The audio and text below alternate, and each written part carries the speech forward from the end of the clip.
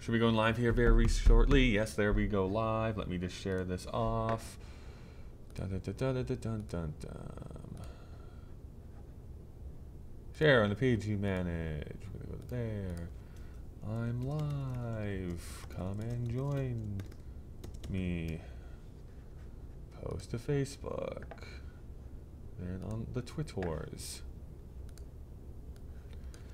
Come hang out on my August live stream. This is so fun for you watching. I know this every single time. Have to send this out though. Get people to come and watch me. Bump up those views. Sell my soul to the devil. One of those is real. Come and hang out on my August live stream. Tweet. Close. All right.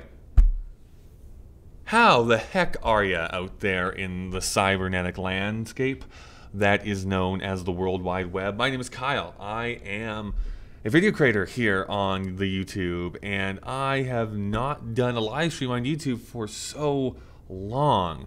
So if you are joining me, whether it's your first time or your 2,000th time, please let me know down in the comments. We can have a little bit of dialogue together. There's not much I really want to discuss. There's a movie that I saw last night that I really want to talk about because I think there's some fascinating stuff about it, specifically if you are into the whole YouTube thing, and some updates about what's going on with me and what to expect from this channel and some other channels and stuff that I've been working on here as well. So again, if you are joining me here, do a little note down in the comments, introduce yourself, say hi, engage with the content here a little bit. I would love to know a little bit more about the people who actually decide to subscribe and watch me on a weekly basis now. The big thing, that should be told or talked about, the elephant in the room, if you will, is the fact that I have now gone to only doing one video a week. So on Thursdays, it is the day of the week that I've decided that I will be uploading videos, which has been true for so long on my YouTube career, that I was doing Mondays and Thursdays. It was becoming a bit too much. I just could not actually handle doing it, not with running a business and going to be doing a couple new podcasts here very soon and another video channel that I'm developing. More on that here in just a little bit. That it was just I was freaking out. I was having mental breakdowns. My head was hurting all the time. And I discovered that I was really just trying to do too much stuff, that I was putting too much onto my plate. So I've decided to kind of scale that back a little bit here in this case. However, let's start by talking about some of the stuff that you can expect. So if you don't know, if you're not a regular follower, if you haven't really kept up to date with what I am actually doing, number one, I am starting 2 new podcasts. I keep talking about it because I really want people to enjoy them. But on August the 14th, there is a podcast going to be coming out called Creative Block. I have some people doing the artwork for me currently that were just sending me some proofs, which I'm very excited about. That podcast is me sitting down and talking with artists and entrepreneurs. Sometimes that can be the exact same thing, but I really wanted to discover, because of the studio that I own, how do people how have people gotten to where they are? Where did they start off from? What are they doing now? What do they hope to accomplish in the future? I wanted to know all of that stuff. So I sent out the call and I sat down with some people that I know, that are close, and then also some people that I had never met before in my life. And it's been really fascinating. Some really great conversations that I hope you have a lot of joy with when you actually get a chance to listen to them. So on August 14th, that is launching. You can expect to see a preview of episode 3 sometime this week. If you don't follow the Media Lab Facebook page, you should. Yes, I own Facebook, everyone. It's a trying time in these awful times. No, Media Lab YYC. It is a page you can go and follow right now if you so choose. That is the banner under which this podcast is going to be released under. And you can go and follow that page and you will actually see regular updates coming from them. I already have released 2 snippets of audio for episode 1 and episode 2 to kind of whet your appetite. And episode 3, there's going to be one that's going to be coming out this week so that you can listen to that as well in preparation for the launch on August 14th. The second podcast, which I just recorded 2 episodes of here today, one with a gentleman from the UK, one with a gentleman that is down in Las Vegas. So it was very exciting. And I'm going to be doing this podcast on the composer Stephen Sondheim, who I'm a huge fan of and have been for many years. And as I was telling them, there's a podcast that I just wanted somebody to create for years and years and years. So I kept looking on the podcast network, or the podcast catcher that I use, over and over again, like going into iTunes, going to Google Podcasts or Google Play back in the day. I really wanted them to have a deep dive into Sondheim's work. I wanted that podcast to exist. And after a couple of years of being disappointed, I decided, you know what, screw it. I'll just be the person who makes that podcast thing because I want it to exist in the world, so I'll just make it happen. And so that's what I've done. I'm going to go through his entire body of work chronologically from the release, show by show, song by song, and it is going to be a real fun time. I'm really excited for it. The three people that are watching, you can introduce yourself down in the comments below if you would like. You can say hi, get a pat on your back, know that I will buy you a Coke the next time I see you in real life. Joke's on you, I always have my eyes covered. So it's a hard life out there. So those are the podcasts you can be excited about. I am also creating a new video channel. So I always want to have this main channel, the Kyle Marshall channel, is always going to be a thing. However, the more research I do and the more people that are like in the know that I talk with are all constantly saying basically the exact same thing. Oh, by the way, Lorraine says, oh, a Coke. Yes, you get a Coke, Lorraine, the next time we see each other. So I can give you that promise. The thing that I keep getting, the feedback that I keep getting is that there's a few things that really hurt channels. Number one is older channels are just not looked at the same as newer channels are because you have this huge catalog of videos that nobody is watching. And that hurts your rankings and kind of the YouTube algorithm because you just have, in my case, hundreds upon hundreds of videos that have been uploaded that nobody is watching. So that really hurts you when you release something new. The second one is not really having a specific niche. And this one has always frustrated me a little bit because there's a lot of channels that I follow that don't really talk about one thing every single week. It's usually their personality that is like what the drawing force is. So they could be talking about politics one week, gardening the next week, a movie that they saw the next week, a book that they really enjoyed the next week. So those are not exactly the exact same thing every single time. However, yes, if an audience knows exactly what to expect, they know that they're coming to this channel, they're coming to Game Grumps because they love video games. So they're going to go and watch stuff about video games.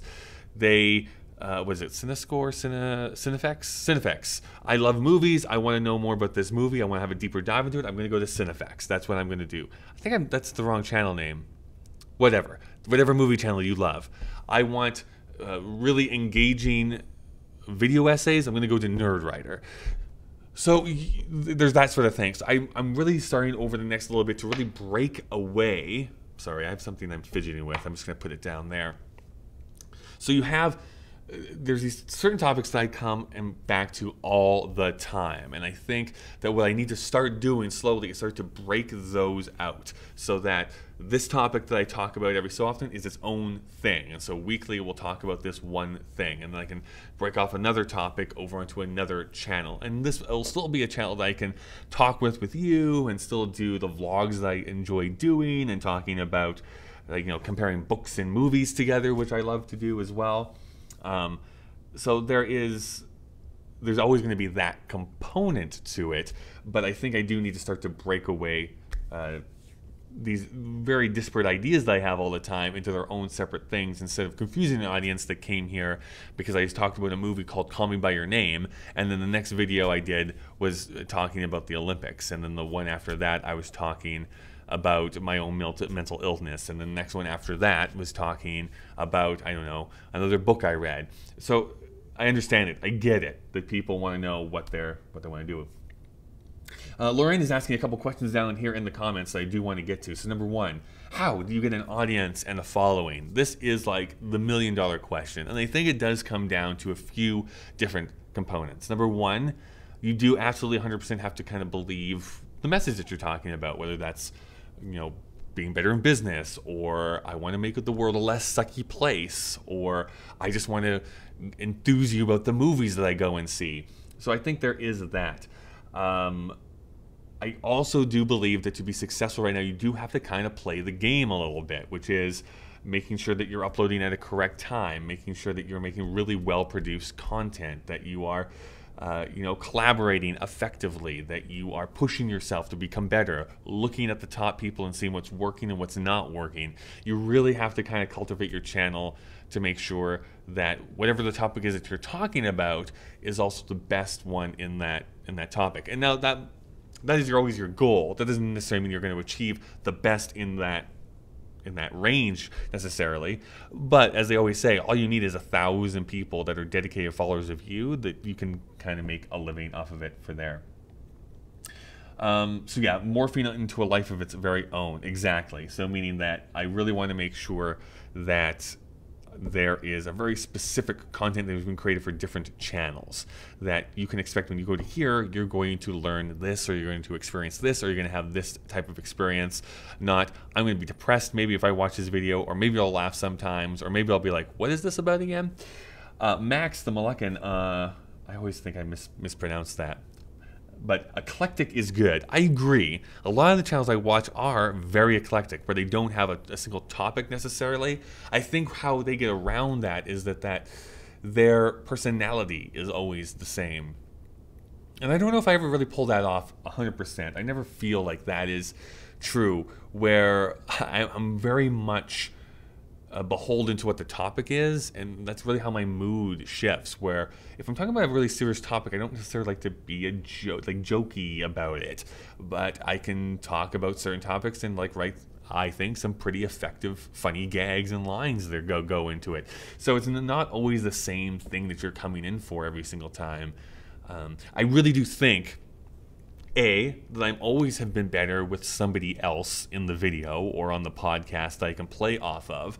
And I've always kind of looked at myself more as a host of some cool things that are going on than actually the entertainer themselves. When I was growing up, my biggest idol was David Letterman. That's who I wanted to be. I wanted to be the person listening to the story and interjecting when I wanted to, but I wasn't necessarily I'm going to just talk to you for the next hour and a half by myself and try and make you laugh or entertain. Dave could do that in small bursts, but really he was there so that you could listen to the music and hear the comedian and see the movie that was being promoted or the sports star that was coming on. That is where I think I actually do excel, as kind of being that host of things.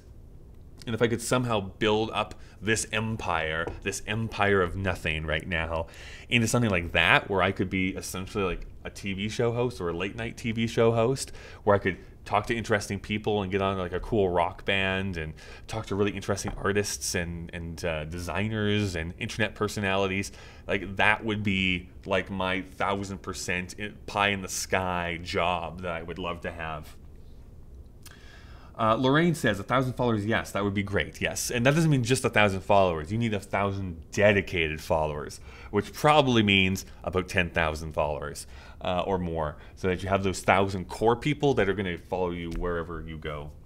Lorraine also says, a host. You are good at being a host. That is my dream job, a host. So yes, Lorraine, me and you are aligned on that, that's where I get my biggest joy out of. The other joke I always make to people, I'm a huge fan of the Academy Awards. Yes, they give it to the wrong person a lot of the time. That's not the debate that we're going to get into here. I love the Academy Awards every year. I love the glitz and glamour. I love the celebration of movies. It always goes on an hour too long. However, when I was growing up, I was watching the Oscars each year, and who I loved on that show, I never wanted to win an Oscar. That was not my drive when I was a young kid. It wasn't oh, I want to be the Oscar winner. No, I want to be the host. I wanted to come and do the song and dance number at the very beginning and then hand out awards for the rest of the night. That's what I wanted to do. That was my passion. Or, not that I'm a huge sports guy, but when it was the Olympics, or my brother was watching the Super Bowl or something like that, I wanted to be the guy up in the booth, the guy on the headset, kind of talking about it and calling the game.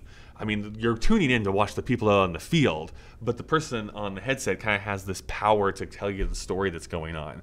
my dirty little secret is that I'm also a huge wrestling fan. So of course, like I was always so fascinated by the commentators. Like that's who I wanted to be. I wanted to be at the booth. I wanted to be at the desk. I didn't want to be the person in the ring. It's like, no, other people much more talented than I can do that. I want to be the guy there with the microphone talking about the story and feeding into the audience. That's what I wanted to do. So that's what, talking about movies though, the big thing that I wanted to discuss here today, other than all this stuff that's percolating in my brain and all the stuff that I'm doing currently as far as creation goes, is I went and saw this movie called 8th Grade. If you've seen 8th Grade, let me know down in the comments. I loved it. I do need to put down a lot of prerequisites here because this is a movie that has essentially been tailor-made for me. Because A, it's a coming-of-age story, which I normally love. It's a slow-paced movie, so there's not like huge explosions. There's not like huge things that happen. It's a very slowly, deliberately paced film. It is pretty bittersweet, and in some cases really awkward and hard to watch. And then there's these little touches of humor that get sprinkled on into there. 8th Grade is exactly what the movie is called. It was written and directed by a guy named Bo Burnham, who some of you might be familiar with. He has had a very interesting career. He is one of the first like YouTube famous people. Like he had a viral video hit when he was 16 or 17. I can't remember exactly how old he was, but it was very early YouTube. I was trying to figure it out. It had to have been 2007, 2008, somewhere in there, where he was doing these songs. He was sitting down in his bedroom, his parents' house bedroom, and he would make these songs that were funny and biting and satirical and stuff that I really, really loved. And so he got super popular from those videos, and then he took that fame and basically kind of went away from YouTube very quickly. Like he didn't stay on the website and keep updating his fans and do vlogging. He didn't get into any of that stuff. He made like those 10 or 12 videos in total, got seen, and then started going into stand-up comedy. Now, when I say stand-up comedy, I know that your impression is probably more like, I'm standing up here telling jokes and like, what's the deal with airline peanuts? Like that kind of thing. That's not what he was really doing. He was really doing these huge performance pieces, like these 90-minute that incorporated theater and song and dance and visual effects and all this really cool stuff. A lot of it is on Netflix, so if you want to check it out, you can do it there. I had the very big privilege of seeing him when he played here in Calgary here a couple of years ago, and it was really, really good. Then he decided, he talked about this in a few interviews I watched. He started having panic attacks. Like he was having a really hard time performing because he was getting to this point where he was about to go on stage and he would almost like fall over. He was like, I don't think I can do it tonight. And so he kind of retreated into himself a little bit and wrote this film called 8th Grade, which follows this girl who is in 8th grade, who is about to graduate in a week from 8th grade, and really navigating a few different spaces at the same time. She has an online presence, so she's posting on YouTube, she's posting on Instagram, she's trying to make friends. I mean, it's showing her life that's on the digital side, and then the reality of her life in middle school, which is not great. She doesn't have a lot of close friends. She's not outright bullied, but there's definitely girls that like do not like her very much. And she's nice and she's sweet. She's very awkward, very dorky, very quiet. So, of course, all the stuff that I 100% identify with, because that was me in middle school. And showing, I think, how incredibly difficult it is to be a young person in today's society, where you are expected to have this online life that is amazing, and that's juxtaposed with this life that might not be that way in real life. And I think even adults experience this too. It's the projection of the perfect life versus the reality of what is actually going on. I don't want to ruin too much because there's definitely a realization that she comes to. There's a certain point in the film where my shoulders were like just getting up and up and up. I was getting so tense because it's like, oh, oh, this is going to go real bad for you. And then there's this portions that are just so awkward because it is awkward.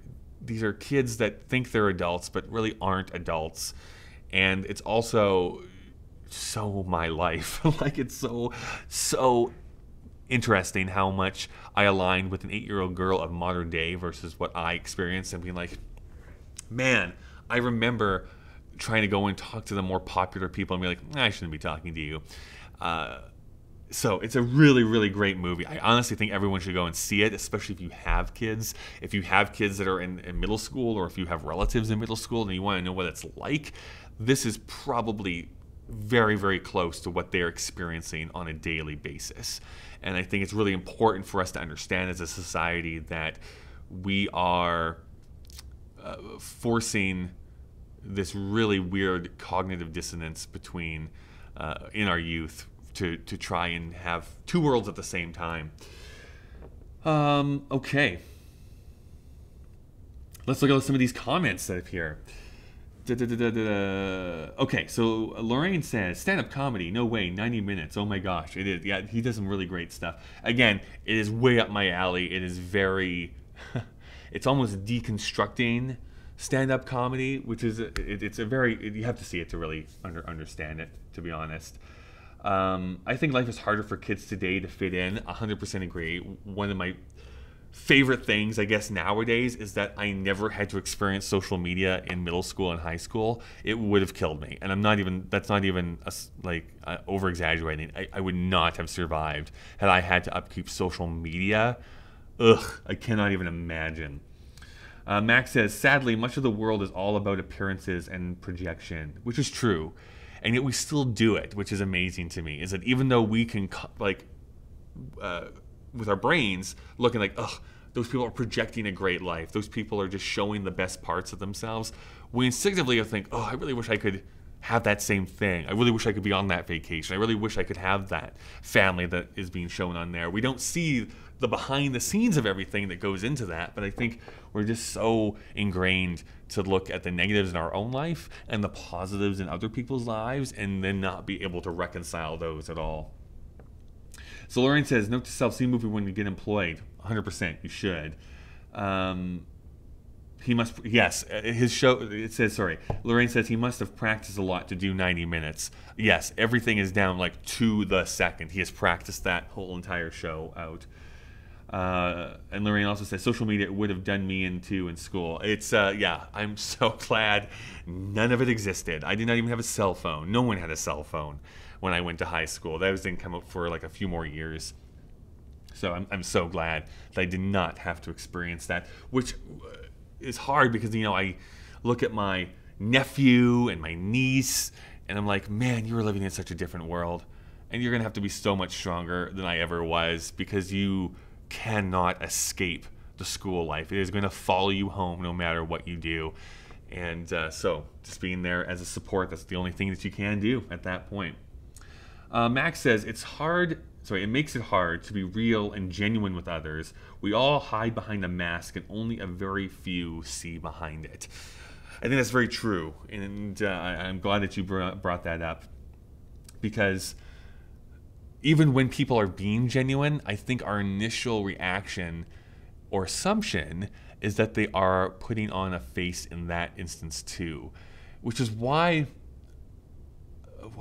the original goal of YouTube, not even the goal of YouTube, I feel like when YouTube started, that was all it was. It was like, people were not doing it necessarily for performance. They were legitimately sitting down like, I'm upset by something, or I'm mad about something, or I'm happy about something. And all of it felt just very natural and real to me. Whereas now, like the more popular people on YouTube, even if they are mad, sad, upset, they know they can only say certain things. They don't want to get into trouble with their management. They want to have those opportunities open to them. They know where the money is coming from. So I think it devalues that interaction a lot more. I've been very open on my channel. I will say when I'm upset about things. I've revealed a lot of personal stuff about myself, but even then, there's certain things that I don't talk about. There's certain things that have gone in my life in the last few weeks and months that I just don't discuss on social media. I use social media very specifically to, follow friends and make my little witty jokes on Twitter that I think are funny, and then I don't post for like 4 or 5 days because I forget to, and then I come back for a few days and engage back with it again. I'm not here to necessarily try and prove to people that I am a certain thing or a certain way. I am me, and I can only be me in the best possible way. I'm a big white dork from Canada. Like, I know there's no hiding the fact that that's what I am. I like musical theater. I enjoy watching slow-paced movies. I like reading books. Like, those are the things I enjoy to do. And to make it seem like I don't like it or that I have to put on a face for it, it's just not going to work. It's not going to feel real. Lorraine says, Jerry Seinfeld practices his routine for 3 months. I don't disagree. He probably does. YouTube. How old is YouTube? YouTube is, do some quick math, 13 years old, because it started in 2005 as I was graduating university. And it is 2018 now, so 13 years. It's been around for 13 years. I remember watching it back in 2005. It was a very, very different website at that time. Challenge to be consistent. You know what? Weirdly enough, it has never been a challenge for me. And I know it is for some people. There's a lot of people, close friends of mine and people that are here in Calgary and are in the Calgary Video Creators group, that they say that's kind of their biggest struggle, which is they have to, they want the quality behind their work. And as you can tell on my channel, I've never cared about quality. So that they almost get frozen up where they don't post things or they don't release the things that they're working on. For me, and I've been pretty open with this, because I was in a pretty bad depression for like, well, let's just say all of my 20s. Well, yeah, for most of my 20s, let's put it that way. Even though I started doing YouTube pretty consistently in my mid-20s, I felt like I wasted a lot of time. Right? Like, am I going to university from 18 to 22, and then really until 26, 27, when I was in my darkest of places, I didn't create stuff. And it ate at me. Like, it really bothered me. I knew there was something missing inside of me because I wasn't able to release things or have that part of myself expressed. So I really feel it's just me making up for lost time. Once I started doing YouTube and then got into podcasting and now interested in writing more and hopefully can create a couple books and all these other projects that I want to work on. Someday I really do want to write a movie. Whether it'll be produced or not is another story, but that's one of my goals in my life. I've never had a hard time producing content. When I started uploading regularly every week in 2010, I think there was only like 3 or 4 weeks where I missed a week. So do the math on that, 8 times 52. Like, I've done it every single week. I've never had writer's block. I've never had anything like that. I've run out of time to create stuff for sure, but I've never not had something that I wanted to create and communicate out to people. So that's a benefit of me. That is not going to be true for every single person. So being consistent is just like, it has to be released this day, so I'm going to release it today. That's just my philosophy. Cool. Well, let me throw it to you then. The few people that are watching, is there any questions that you have for me? We have, let's do like 2 more minutes, and then we'll wrap this up. So if there's any burning questions that you have, let them know down in the comments, and we can answer those. Otherwise, we will see each other again next month. The first Saturday of every month is when I do these live streams from my YouTube channel. So I did miss last month because of VidCon and all the other stuff that was going on. So, but the first Saturday of every month, and then next Saturday, I will be doing a live stream for my Patreon supporters. So if you are a Patreon supporter, you can absolutely be expecting a live stream for you next Saturday as well. We'll talk about some other stuff at that point. I don't know what it's going to be yet, but it'll be some fun. What is the next month's topic? I don't know is the quick answer. It'll probably be something that's going on in the news at that point, or something that I've seen or watched or experienced. It'll be September, so we'll be getting back into the school year. I'll probably be talking about the new channel that I would have released at that point, and then talking about either the success or non-success of the podcast that I was releasing. That's what you can expect there. Thank you so much for the people that have joined me in the live stream live.